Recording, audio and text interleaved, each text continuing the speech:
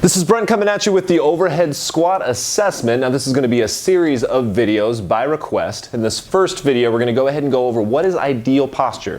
What is that ideal that we're judging our overhead squat assessment against, as well as how to set up the overhead squat assessment for your patient or client so that you know you're getting an accurate read as we go into signs and symptoms. So I'm going to have my friend come out. Leanne is going to show us exactly what good posture looks like.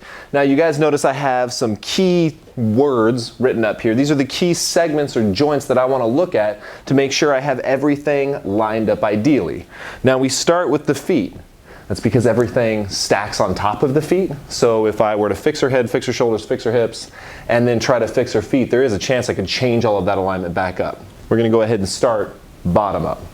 Now with the feet, there's basically three things to think about. I want them parallel, hip width, and I want to make sure that I have some sort of medial arch, which I'll explain in a second here. So first things first, feet parallel. Let's define that term. Feet parallel is going to be second toe pointing forward. If you guys just threw your hands out in front of you, you guys would notice that it's actually your index finger that points upward and your thumb kind of points in. So if you thought about your feet doing the same thing, it's actually second toe pointing forward. Big toe is going to point in just a little bit. I know you guys are going to see a lot of this turnout. So the next thing is going to be hip width. Now be careful. These are not Leanne's hips. These are Leanne's thighs. This is her vastus lateralis. Her hip joint is actually just underneath her ASIS. So her ASIS, for those of you guys who aren't familiar with your palpations, not a hard palpation to find. You're just going to go ahead and find what most people call their hips, the top of their ilium, palpate around. You guys will notice a notch right before it becomes soft tissue.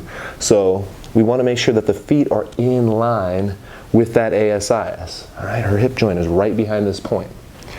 Next, I want to make sure that she has some sort of medial arch. Now, it is very helpful when you guys do your overhead squat assessment to have somebody take their shoes off. They can probably leave their socks on unless you guys are doing some more advanced assessments, but at least the shoes off will allow you to see this little space in here. I shouldn't see, I don't know if you guys are aware where the first metatarsal cuneiform joint is and then the cuneonavicular joint is, but these bones right here in the middle of her foot shouldn't be touching the floor. If you guys see those bones riding on the floor, that is going to be something we notice on our assessment as a dysfunction. I want to at least try to get them set up. Hey, can you maintain that position? Good. All right, the next thing we're going to go to is the knees. Now, in static posture, we expect her knees to be in line, but when she moves, if you can give me a little dip here and give me a little quarter squat, we're going to want to see her patella track over her second and third toe. So once again, if I go back to this position with my hands, this would be analogous to the middle of my hand. I want my patella to track right through the middle of my foot. Now, the lumbopelvic hip complex, as you guys can see here, LPHC, has several things that we're looking at, or at least 4 or 5 things that I'm looking at right off the bat. Leanne, you can go ahead and turn sideways. I want to, number one, make sure she's in neutral. That's, okay, so I had you guys palpate the ASIS here. If I were to put this part of her pants on her ASIS, palpate around her ilium, and found this other bony notch here, which, go ahead and turn your back to the camera. There you go. You guys see these two bony notches being her PSIS are actually a lot closer together than the ASIS are.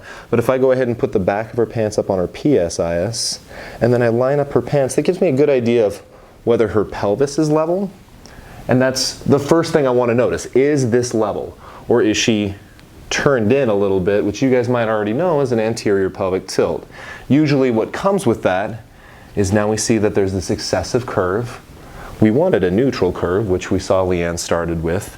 And then as we go through the overhead squat assessment, we'll talk about something called an excessive forward lean.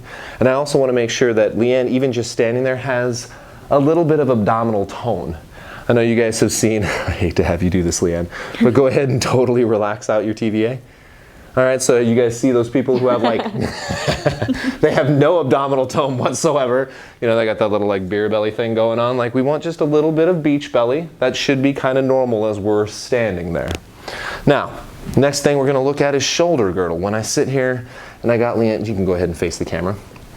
When I have Leanne getting set up, we know that a lot of individuals have a propensity to get here with their shoulders. So I want to make sure I at least cue shoulders down and back to start. See if she can even get to this position. Now this is going to be a little interesting when we go into an overhead squat, because I'm actually going to have Leanne throw her arms in the air, right? Elbows locked. She's just going to go straight up. And what I want to make sure is she did exactly what she did, which is her shoulders kind of stayed down, as opposed to raising her arms like this, where you see shoulders come up to your ears. All right, as I kind of manhandle Leanne here. And the last thing I want to look for is the head, guys. Let me have you go ahead and turn sideways. I know a lot of you guys see this forward head tilt. All right, we see this like protruding chin. We want to make sure that Leanne's ear kind of lines up with her shoulder, assuming that I just put her shoulder into optimal posture by cueing her down and back. Now when you get somebody set up for this overhead squat assessment, this is what you start with. All right, so go ahead and turn straight. But with all that being said, you don't want to go heavy, heavy, heavy on the cues. I don't want to cue Leanne into a million positions that she's not used to being in. I don't want to give her a million instructions. I want to get a clean assessment. So basically what I'm going to do is I'm going to set up her feet, make sure she starts with her feet parallel. I'm going to kind of check out her pelvis. I might adjust her pants so it's easier for me to see whether her pants are level. I'm not going to necessarily say anything to her. Of course, ask permission if you're going to palpate. I'm going to go ahead and say arms up. All right, we'll check to make sure that her head's straight. And then I'm going to just go ahead and have her sit. You guys notice I didn't use a whole lot of words. It's like, okay, feet parallel. Good. Hands up. And go ahead and sit back for me. It's about all the cue I want to give. All right, so once we get into the next video and I talk about common postural dysfunctions and the common signs we'll talk about how we're going to notate all this stuff. Now, a couple things you do have to be aware of. These things can destroy your squat assessment. Somebody has to be able to keep their heels on the floor. Every once in a while, let me go ahead and have you turn sideways. You'll see somebody, can you squat and let your heels come up? Have you ever seen that? Mm-hmm. Right? Every once in a while, you guys will see this. And somebody's heels will come up off the floor as they're squatting. That is going to destroy your assessment. You might be able to guess that they have tight calves from that, but unfortunately, because they've lifted their ankle off, you really don't know how that's affecting the rest of their kinetic chain. All right, the other thing we want to make sure is they're not faking it. All right, I know a lot of fitness professionals out there, a lot of athletes out there, they've been taught how to do a squat. So if you have to, here's the trick I use. Rather than having them do an overhead squat assessment, I'll have them do a sit and stand assessment. Now they don't necessarily know it's an exercise, but you guys, as professionals doing your assessment, know that there is no difference between sitting and standing and your overhead squat. So I could say, go ahead and put your hands up over your head, stand up.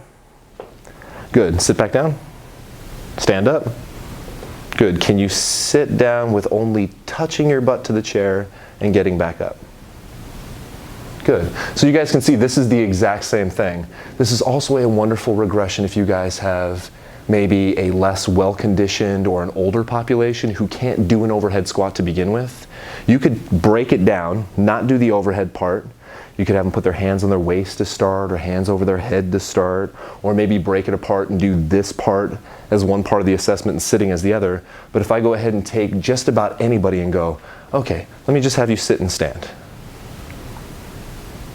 I know from here, at least here down, that's the exact same assessment, and I can get almost anybody to do that.